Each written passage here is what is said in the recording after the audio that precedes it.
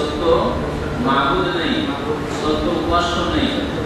আরো সাক্ষ্য দিচ্ছি যে মুহাম্মদ সাল্লাল্লাহু আলাইহি ওয়াসাল্লাম আল্লাহর বান্দা এবং তার রাসূল। আল্লাহু আকবার।